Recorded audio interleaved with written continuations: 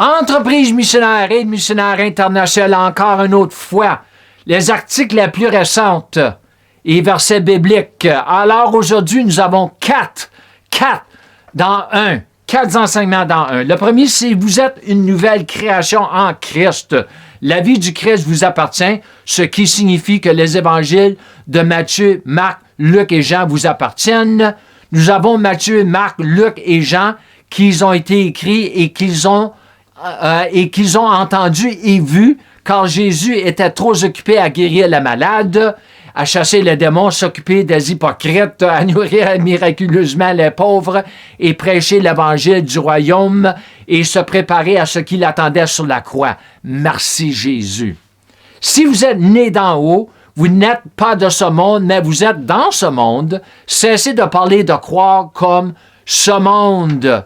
La vie est courte, assurez-vous d'en profiter pleinement pour le royaume des cieux et pour Dieu. Alors je commence avec le premier, une nouvelle création. Tout ce que nous lisons dans Matthieu, Marc, Luc et Jean, pas tout, veut dire pas tout ce qui s'est passé à la croix, parce que nous ne devons pas aller à la croix, mais nous étions à la croix avec Jésus.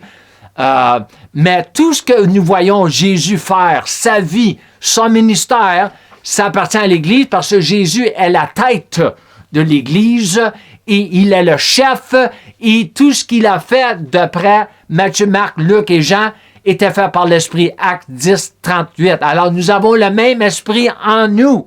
Alors le monde dit, mais pourquoi d'abord? Pourquoi nous ne voyons pas les mêmes miracles? Pourquoi je ne vois pas les mêmes miracles dans ma vie que je vois dans la vie de Jésus? C'est parce que tu ne les crois pas. C'est parce que les miracles qui ont été écrits par la parole, dans la parole écrite, ne sont pas en toi. Alors commencez à prendre le temps de prendre les versets concernant les miracles, tout ce que Jésus faisait, mettez-les en toi et éventuellement l'Esprit Saint va accomplir ce que vous avez mis en vous, d'après la parole écrite de Dieu. C'est ça le problème. Alors, nous avons Matthieu, Marc, Luc et Jean qui ont été écrits par ces hommes à cause que Jésus est tellement occupé. Il y a du monde qui disent que c'est pas vraiment Matthieu, c'est pas vraiment Marc, Luc et Jean qui ont écrit ces évangiles-là. Oui, c'est eux qui ont écrit. Ils ont suivi Jésus, ils ont vu, ils ont entendu qu'est-ce que Jésus faisait, qu'est-ce qu'il disait, ils ont écrit. OK? Alors c'est comme moi.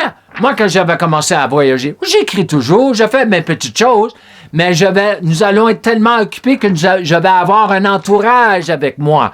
Je vais avoir une équipe avec moi qui va travailler non seulement pour moi, mais avec moi. Avec moi. Jésus avait du monde qui travaillait avec lui. Non seulement pour lui, mais avec lui. OK? Parce qu'en premier, quand il a commencé, ça c'était son équipe. Ça faisait partie de son corps. Yeah! Même s'il n'était pas sauvé encore, ça faisait partie de son corps. Il a choisi les 12, ensuite il a choisi les 70. Mais ces hommes-là que nous lisons, Matthieu, Marc, Luc et Jean, et même nous avons les épîtres, mais je parle des 4 évangiles, c'est du monde qui ont vu. Ils ont vu, ils ont entendu. Qu'est-ce qu'ils ont vu? Ils ont entendu Jésus dire et faire. Yeah! Alors, nous devons continuer aujourd'hui avec les œuvres de Dieu, comme le livre des Actes n'a pas d'Amen à la fin. Le livre des Actes doit être continuellement écrit aujourd'hui. Le Seigneur m'a donné cela de X années passées. Si vous n'êtes né en haut, vous n'êtes pas de ce monde, mais vous êtes dans le monde. Nous sommes dans le monde. Nous sommes entourés de la corruption. Nous sommes entourés de la méchanceté. Nous sommes entourés par le crime, le péché, tout cela, la maladie, tout cela, nous sommes entourés, nous sommes dans le monde, mais nous ne faisons pas partie de ce monde-là. Alors, c'est pour ça que nous devons arrêter de parler comme le monde, nous devons arrêter de penser comme le monde. Il faut arrêter tout cela. En anglais, je me sers du mot « rubbish ». C'est un mot qui se sert en Angleterre, les Anglais. Mais c'est de la merde, Colin, on va le dire. Nous devons arrêter d'être en accord avec ce qui passe dans le monde, être en accord avec la parole de Dieu. C'est ça qui va changer le monde. Nous sommes des agents de change.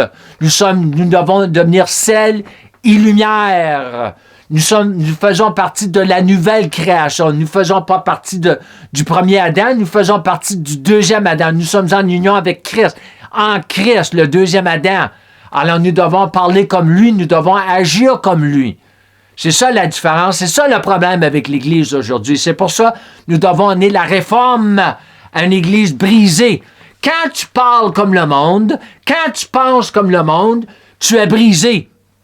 Tu es brisé parce que tu ne fais pas partie du monde. OK, tu es dans le monde, certainement. Nous sommes sur la planète Terre, mais nous sommes entourés du monde, nous sommes entourés des politiques, le gouvernement, tout cela, mais nous ne faisons pas partie de cela.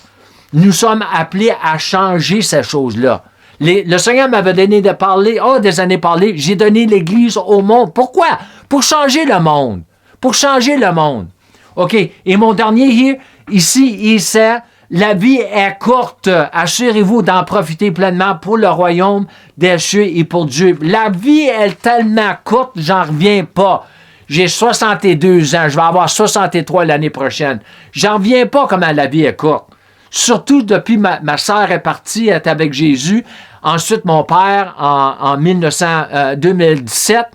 Et ensuite, ma mère récemment, le 6 mai cette année. Ça fait 7 mois. Ils sont partis au ciel. Alors, la vie est tellement courte. Ma vie, je trouve, j'ai pas assez de temps. Tout ce que je fais, c'est pour le royaume de Dieu. Alors, il faut faire attention que tout ce que nous faisons, chaque jour, c'est pour le royaume de Dieu. Et nous commençons surtout avec la prière, avec la parole, le jeûne et tout cela. C'est là que ça commence. OK? Notre temps avec Jésus, le chef de l'Église. OK? Le roi des rois, le Seigneur des seigneurs. C'est avec lui. Alors moi, je prends mes ordres de lui. Jésus a dit dans Jean 5, je ne fais rien de moi-même, je fais seulement ce que je vois faire mon Père, et tout ce que mon Père fait, moi je le fais pareillement. Alors c'est ça que moi je veux marcher. Ça nous appartient. Ça fait partie de notre filiation en Christ, comme des fils de Dieu. OK? Alors, je vous remercie pour votre temps encore. Et comme je finis tous mes enseignements, je vous encourage de marcher dans la plénitude de votre filiation, en marchant dans la plénitude de la grâce de Dieu et de la foi de Dieu. Shalom et Amen.